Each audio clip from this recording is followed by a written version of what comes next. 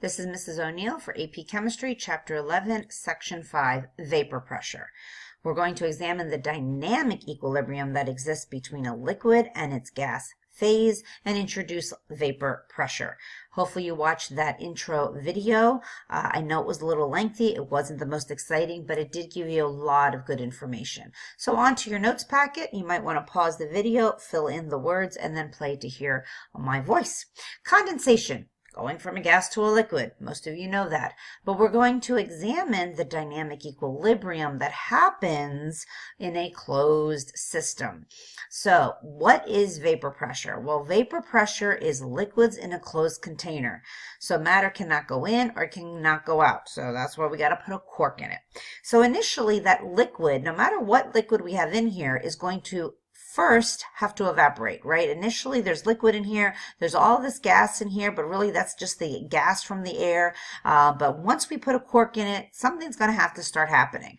So the liquid is going to start to evaporate. Well, the vapor molecules then start to increase.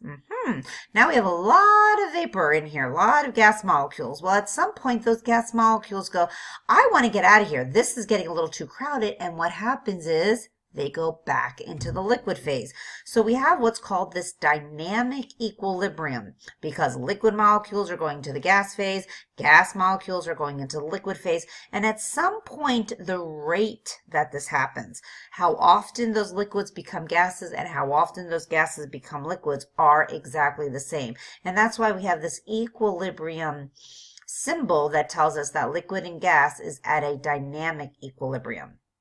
So that vapor pressure is the pressure of that gas that's built up above that liquid. Okay, so the pressure of the vapor present at the time of equilibrium is going to be that vapor pressure of the liquid. So here we go. When the flask is sealed, the molecules gradually escape the surface of the liquid. Now remember, these are all liquid molecules in here, and right at the surface, boop, they're going to go from a liquid to a gas phase. So as the molecules build up, however, there's too many of them, they get a little too crowded, they start going back down into the liquid phase. They start condensing. So at some point, as time goes by, this rate of vaporization remains constant. The rate of condensation increases because there's more molecules.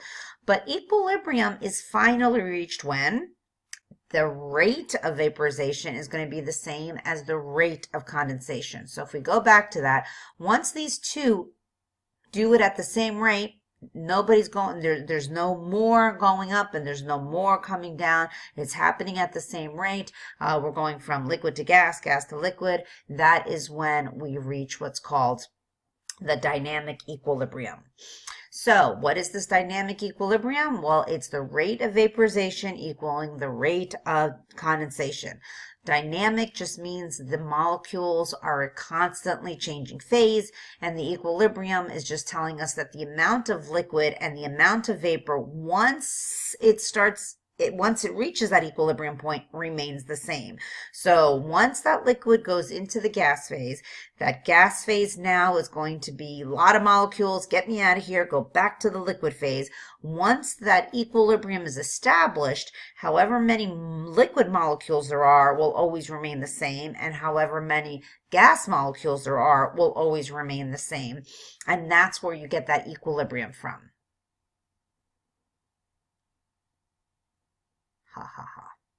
So we can measure this vapor pressure, and we talked about this in the gas chapter, right? So again, we have our mercury in our tube, and the vapor of the substance fills this space. So whatever pressure of those gas molecules are going to fill that space, and that's what we call vapor pressure of a liquid.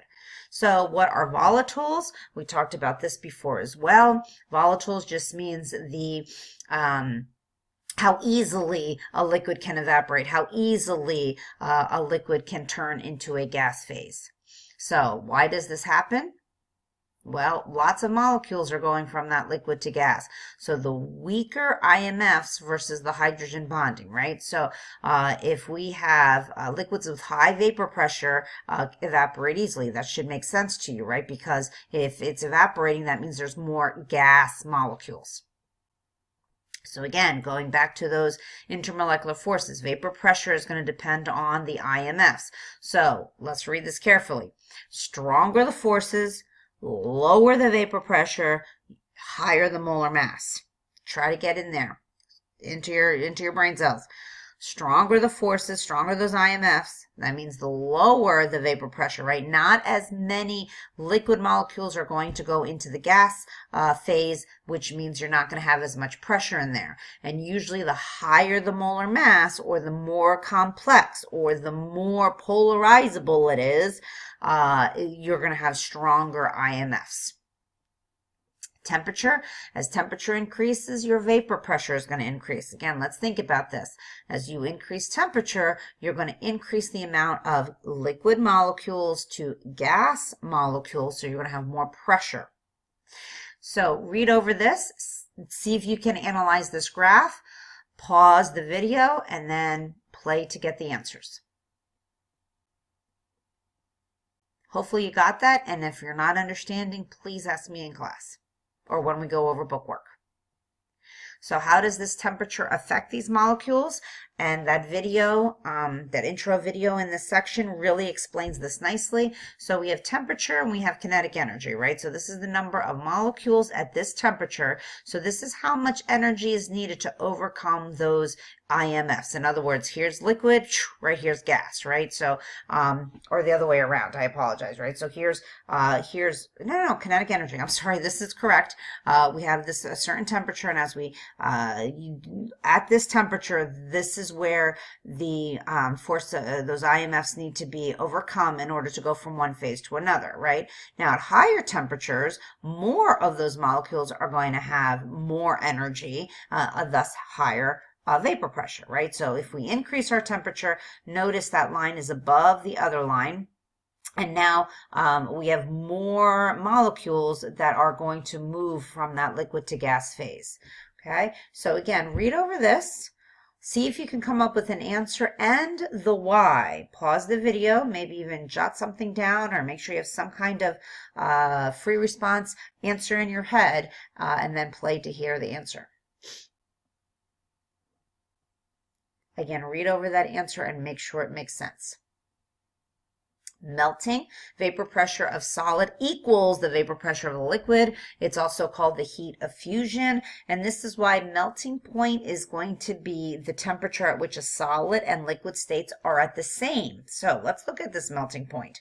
Here's our melting point, vapor pressure above water, vapor pressure above ice, but here really is where the melting point is. And we also saw that a little bit on the heating curve. So how does this actually happen? So let's say we have two chambers. We have some solid water, or solid H2O, and liquid H2O. And again, we're in a closed container. So up here, you know that we have then water vapor, right? We have that vapor pressure from the liquid turning into a gas. So the vapor pressure of the solid is going to be higher than that of the liquid. The solid will release molecules to achieve that equilibrium. While at the same time, okay, while these molecules now will condense into the liquid. So we have solid going into the gas phase, but these gas phases are condensing into the liquid. So, but this can only happen if the temperature is above freezing. That should make sense, right? The only way that these solid molecules are going to come over here and turn into a liquid is if we are above the temperature of solid ice. If the vapor pressure of the liquid, though, is higher than that of the solid, the liquid will release molecules to achieve equilibrium, while the molecules will condense to a solid. So now we're going from these liquid molecules and all the way over here. But of course, that's only going to happen if we are below the freezing point of liquid to the solid, right? So if the vapor pressure of the solid and liquid are equal, that means the solid and liquid are vaporizing and condensing at the same time. Bada bing, bada boom, the melting point. And that's why the melting point we say melting point and freezing point are the same. Okay, so how about boiling point? temperature at which the liquid equals the atmospheric pressure. So what do I mean by that? Again, here we go. Here's our melting and freezing points, happens at the same temperature, and our vaporization and condensation, again, going from liquid to a gas or gas to liquid, boiling point, that's also going to be at the same temperature. So here again, look at this graph. Do some of the questions, either jot them down or have them in your head, and then play the video to see if you got the right answers.